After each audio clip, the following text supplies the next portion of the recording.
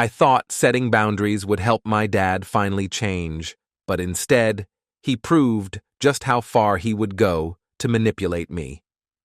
Here's the backstory. 28M, got my own house now. Moved out at 18, not really by choice.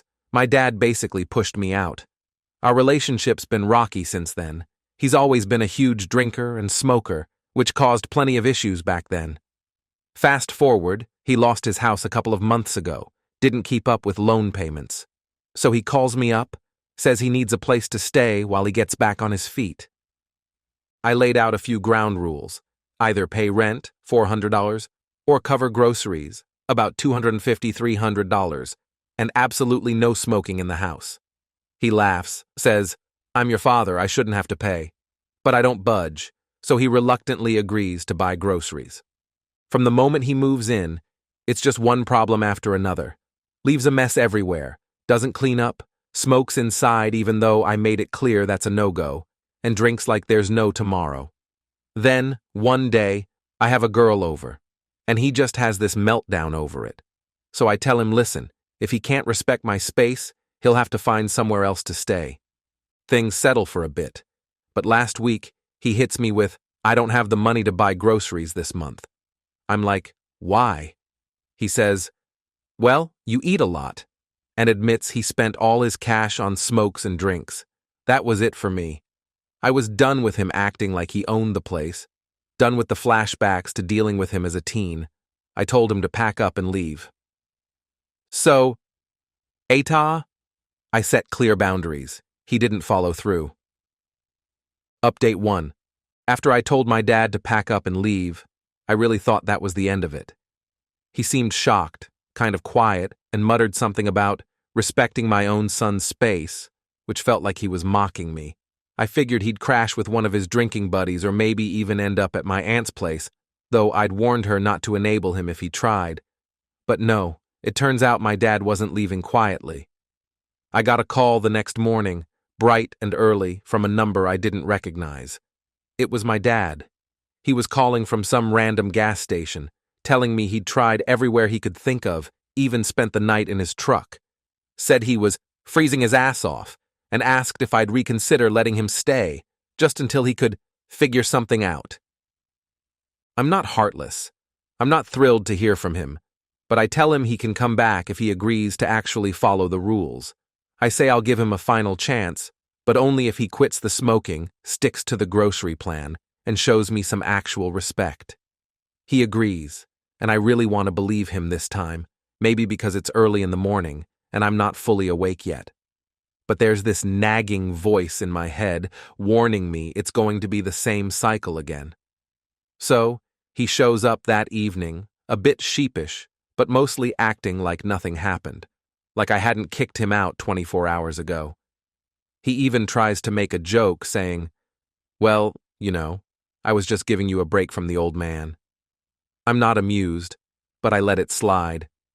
We sit down and go over the rules, point by point. He promises he'll buy groceries again, no excuses, no more buying booze or cigarettes with that cash. He even says he'll try to cut back on drinking since it might be nice to be able to afford rent someday. First few days, he seems to be keeping his word. He's still messy, leaving stuff around like he thinks I'm his personal maid, but at least he's not smoking inside, and I notice the fridge is stocked. Small victories, right? I let myself feel a little hopeful. But then, about a week into his return, I come home from work one night, and the house is a disaster. There are dishes piled up, crumbs and food wrappers scattered around the living room, like he'd had some kind of snack explosion and just left it all behind. The kicker? There's a half-empty bottle of whiskey on the counter. I feel my blood pressure spike immediately. I find him passed out on the couch, snoring away, with the smell of smoke clinging to everything. So I'm standing there, looking at the mess, looking at him, and it just hits me. He's not going to change, no matter how many chances I give him. I go to bed fuming, trying to figure out what to do.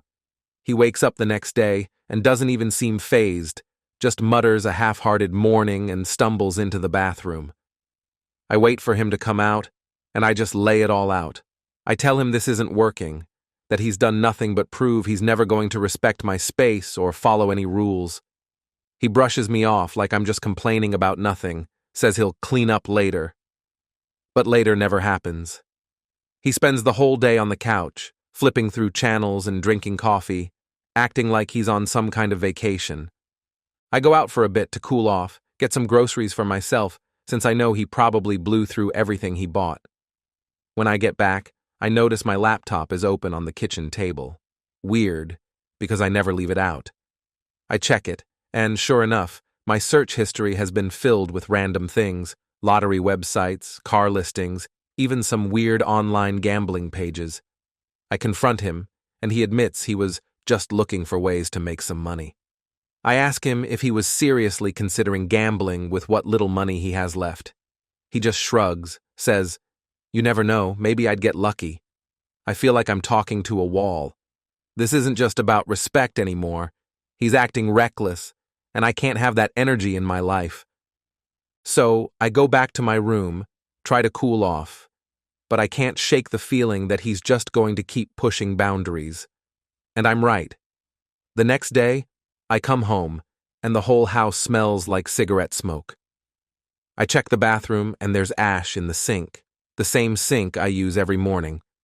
I tell him that's it. I can't keep doing this. He's gone too far.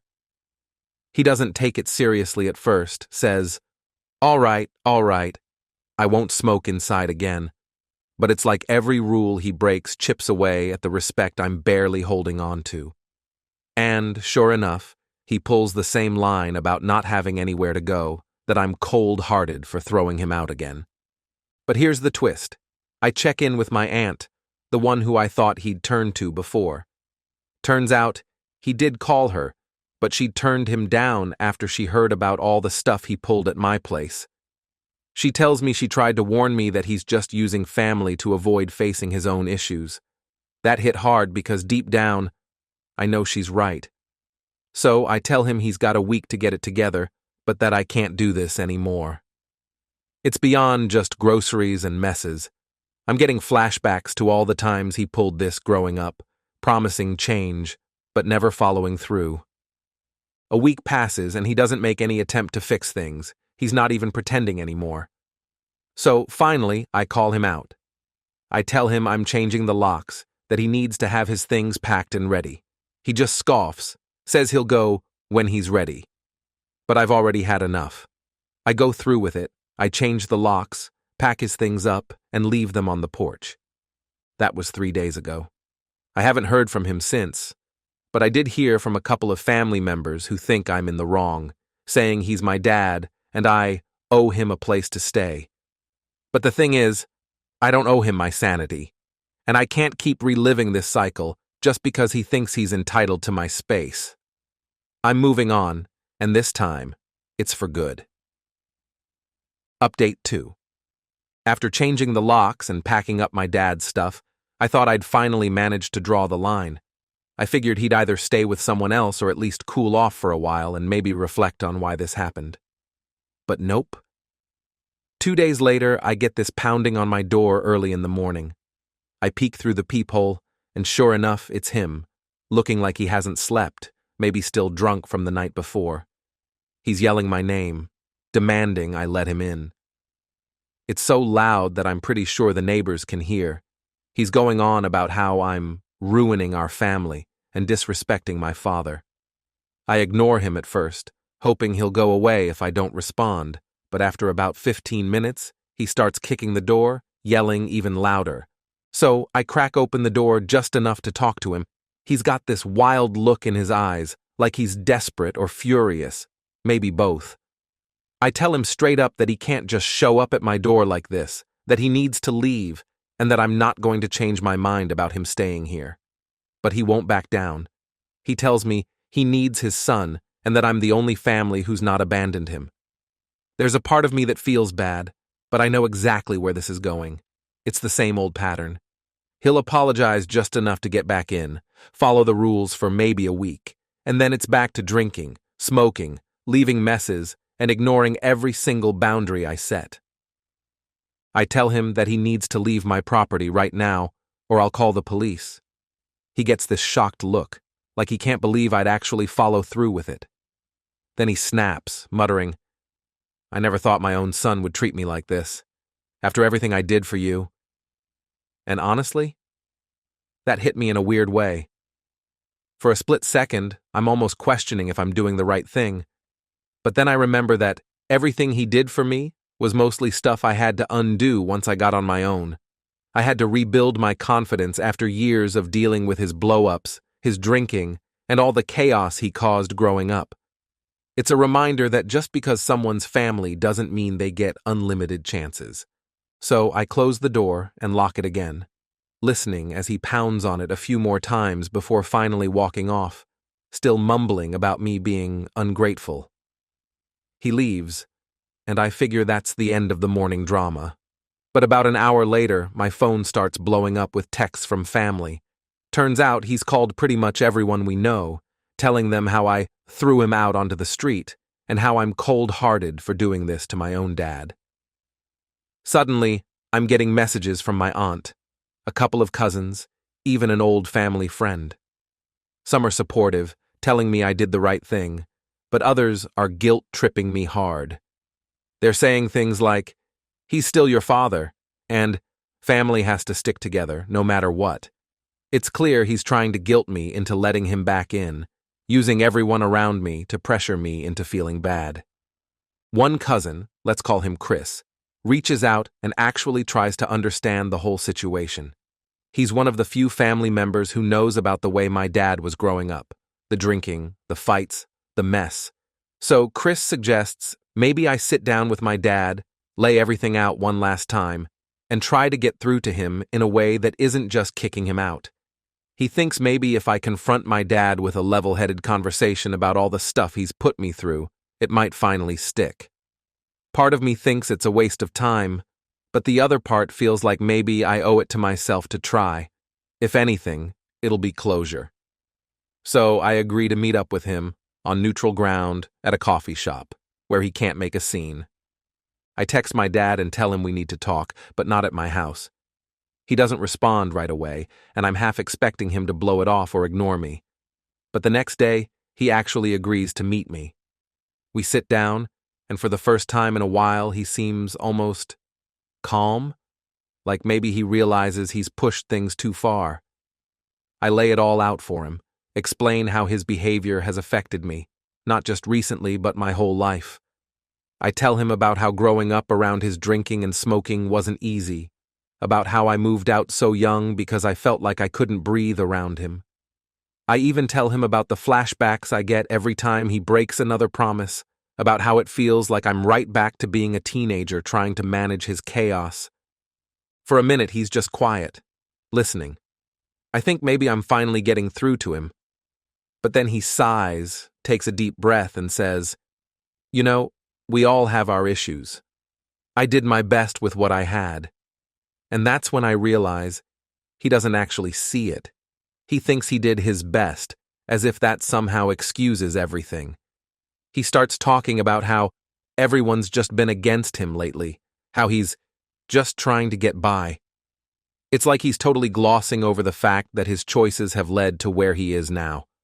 I try to explain that I'm not just against him, that I'm trying to protect my own life, my own space, but he just shakes his head and mutters, "You'll understand when you're older."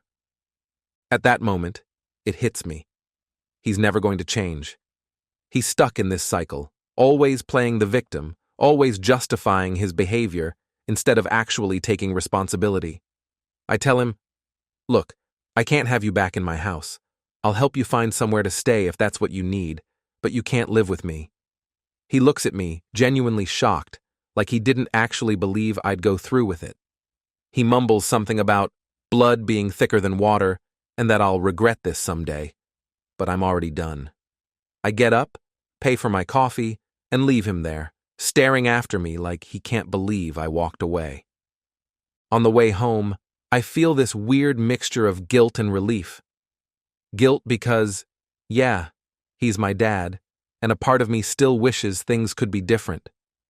But relief because I finally set a boundary and stuck to it. I get home, put my phone on silent, and decide I'm done with the family drama for a bit. This time, I'm really moving forward. No more feeling responsible for his mistakes, no more letting him use me as his safety net. I'm taking control of my life, and for once, it feels like I'm actually free.